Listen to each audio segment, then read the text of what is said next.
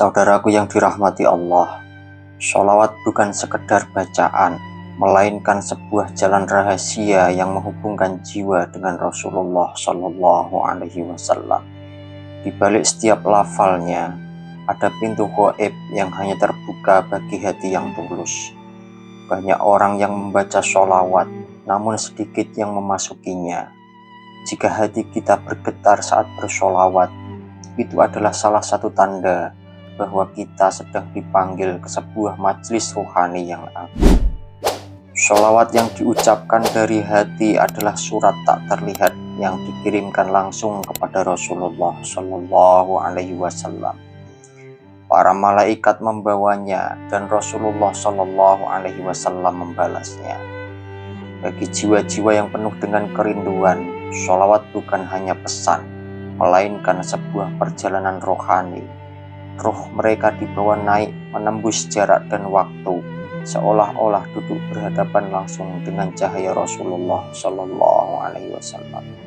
Ini bukanlah perjalanan fisik, melainkan perjalanan hati.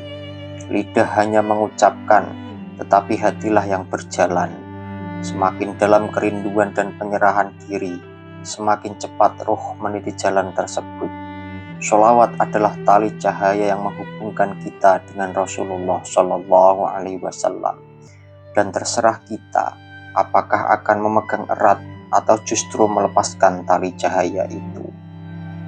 Nama Rasulullah Shallallahu Alaihi Wasallam bukan hanya susunan huruf, melainkan pancaran cahaya ilahi yang telah ada sejak zaman azali. Ketika kita menyebut nama beliau dalam sholawat, kita sedang mengetuk gerbang cahaya yang bergetar jauh di dalam roh. Hanya hati yang peka yang bisa merasakan getaran ini. Jika kita bersholawat dengan tulus, nama Nabi Muhammad Shallallahu Alaihi Wasallam yang keluar dari bibir kita tidak lagi terasa sebagai milik kita, melainkan seakan-akan mengucapkan dirinya sendiri melalui lisan kita. Ini yang membuat sebagian para pencinta Rasulullah Shallallahu Alaihi Wasallam menangis tanpa sebab, karena ruh mereka disentuh oleh getaran nur yang berasal dari nama beliau. Saudaraku yang dirahmati Allah, sholawat adalah jembatan halus yang melintasi ruang dan waktu. Setiap kali kita melafalkannya dengan cinta, ruh kita melangkah di atas jembatan itu, meninggalkan belenggu jasad dan menembus ribuan tahun sejarah untuk merasa hadir bersama Rasulullah Shallallahu Alaihi Wasallam. Perjalanan ini butuh kesabaran, kesungguhan, dan kejujuran hati. Semakin tulus kerinduan kita, semakin tipis jarak yang memisahkan kita dengan Rasulullah. Tanda-tanda seperti mencium aroma harum atau merasakan kehadiran sosok yang menenangkan adalah percikan kecil dari jawaban beliau atas kerinduan yang tulus. Saat bersolawat, sesungguhnya kita tidak sendirian. Malaikat-malaikat agung ikut hadir mengelilingi kita dan mengangkat solawat kita ke langit. Setiap lafal yang kita ucapkan akan disambut dan digandakan oleh mereka sebelum dipersembahkan kepada Rasulullah Shallallahu Alaihi Wasallam. Kehadiran malaikat ini membawa rahmat Allah ke dalam hati kita.